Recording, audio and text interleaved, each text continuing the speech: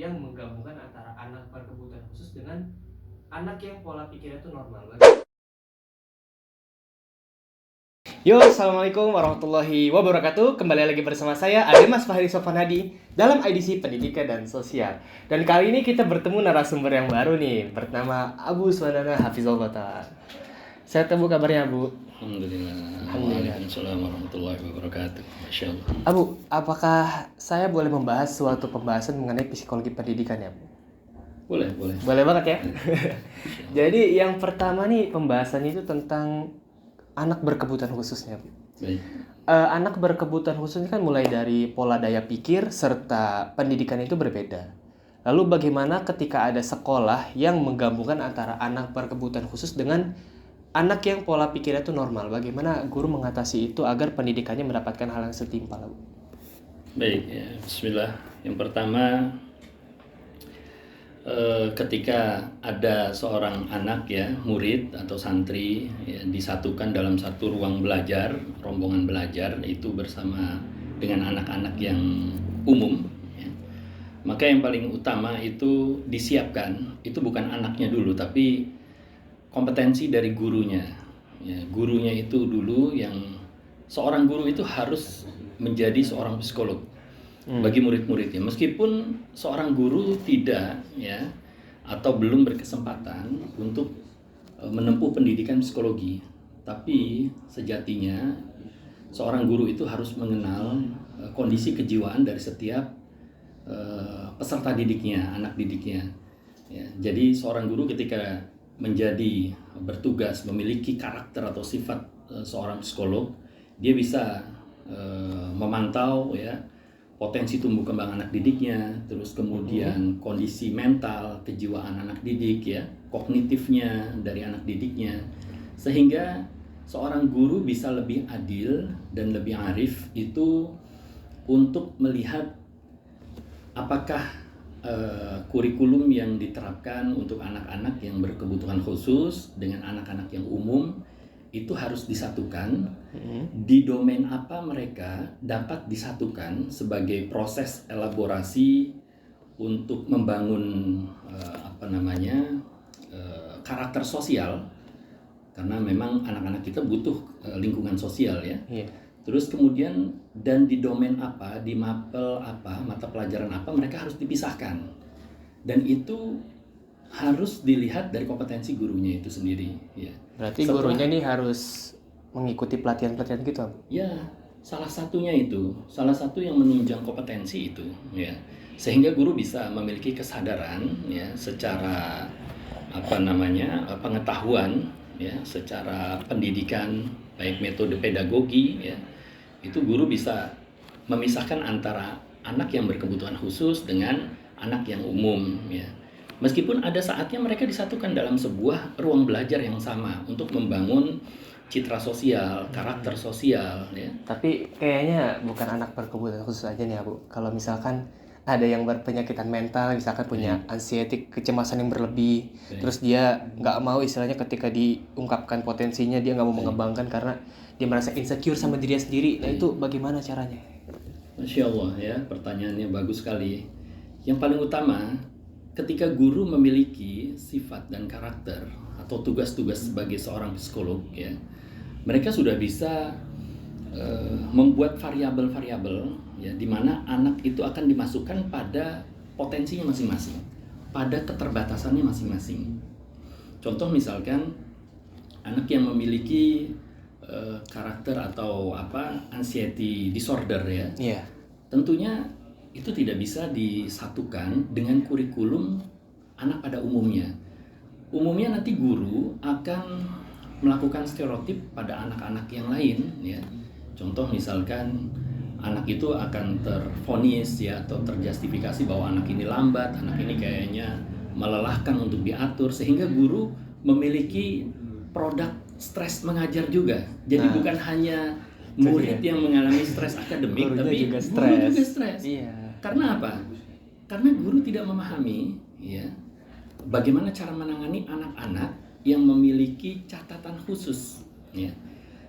Kalau guru memiliki keilmuan dan memiliki solusi ya bagaimana cara menangani anak-anak dengan catatan khusus, maka pastinya ada kurikulum tambahan yang diinfus kepada anak tersebut ya.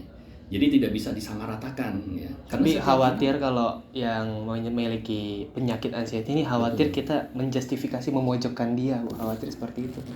Kalau gurunya tersebut memiliki kesadaran, memiliki basis empirik yang baik ya, memiliki basis keilmuan yang baik, maka insya Allah segala keterbatasan, segala gangguan, segala penyakit bisa diatasi ya.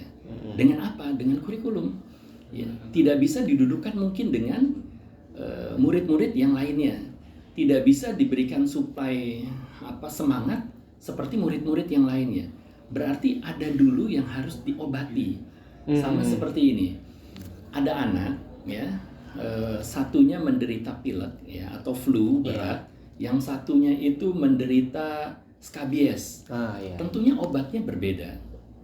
Mereka sama-sama ditangani oleh dokter yang sama, tapi dokter memberikan resep obat yang berbeda tentunya. Dan cara menanganinya, treatmentnya juga berbeda. Oh, berarti masing-masing anak nih harus ada praktek Bu ya? Praktek buat pola asuh agar ketika yang misalkan berpenyakitan atau tidak, kayak kan ada tuh anak yang prestasi sudah banyak, tetapi dia nggak pede buat tampil karena dia takut kayak nggak dapat pujian lah istilahnya. Anak kan ada aja tuh yang pengennya ketika punya prestasi pengennya pamer gitu, ada kayak gitu. Itu gimana tuh Bu? Ya sama. Guru harus memahami hal tersebut ya. Ada anak memang suka memiliki basic mungkin sindrom narsistik gitu ya. Senang untuk flexing bahwa saya punya ini nih, saya punya ini, saya punya ini gitu ya. Nah, guru harus memahami apakah itu sudah masuknya pada disorder ya. Bahkan apakah masuk pada fase mental disorder, gangguan mental, atau pada fase di mana anak juga memiliki produk eksistensialistik, bahwa anak itu butuh diaku ya. Barangkali orang tuanya tidak merespon ketika di rumah ya, tidak mengapresiasi apa saja yang dilakukan, apa saja prestasi yang dimiliki oleh seorang anak ya. Sehingga mereka butuh pengakuan di luar ya. Atau mungkin guru-gurunya, atau mungkin teman-temannya. Nah, lalu apa tahap yang harus dilakukan orang tuanya, Bu? Anak masih bertanya-tanya gitu lah. Ketika menghadapi anak seperti itu ya. Satu cara yang harus dilakukan oleh orang tua yaitu orang tua harus diskusi dengan anak. Guru. Oh, guru. Harus dengan guru. Karena begitu anak berada di tangan guru, mayoritas waktu efektif itu ada di tangan guru. Kemenangan dalam pengelolaan karakter, pengelolaan dalam basic kecerdasan kognitif itu ada di guru. Berarti kalau dibandingkan lebih menang guru dibandingkan orang tua, Bu? Kebersamaan secara efektif. Kebersamaan secara efektif itu dengan guru. Karena begitu anak pulang ke rumah ya, terus kemudian memiliki waktu yang sangat sedikit kadang-kala diskusi dengan orang tua, meskipun di hari libur ya, jarang bercengkrama, jarang untuk berdiskusi, mungkin ada keterbatasan komunikasi di lingkungan keluarga. Yang paling terbuka, yang paling detail, yang paling bisa mengevaluasi potensi anak itu insya Allah guru ya. Guru yang apa dulu tapi? Nah, guru kan yang detail tentunya ya. Iya, tapi kan guru tipikal ada dua, Bu. Ada yang ya masa bodoh lah istilahnya, ada juga yang care lah. Lalu bagaimana agar kita pengen menemukan guru yang care, peduli dengan potensi sang anak itu? Caranya lakukan investigatif.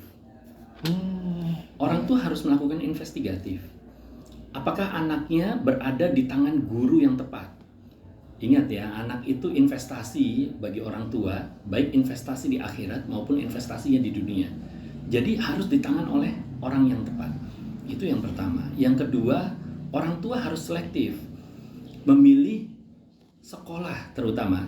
Mana sekolah yang bisa mengembangkan bukan hanya kemampuan akademik anak, tapi juga kemampuan kesehatan kognitif ya, mental dan semisalnya. Seperti itu, Bu. Baik teman-teman semua, itulah pembahasan mengenai psikologi pendidikan, Bu ya. Masya Allah, luar biasa. Kalau kita lanjutkan bisa sampai 1 jam lebih mungkin, Bu. Baik teman-teman semua, itulah pembahasan mengenai psikologi pendidikan bersama Abu ya. Masya Allah Abu, luar biasa pembahasannya. Anak bangga mau bilang makasih banyak nih atas penjelasannya. Jadi kita bisa terbuka wawasannya bagaimana sih peran guru dalam mendidik, mengembangkan potensi ya Bu ya. Kita harus selektif dan signifikan dalam memilih guru agar anak kita ini menjadi generasi-generasi yang maju ya Bu ya. Untuk mengembangkan Indonesia Emas 2045 Bu ya.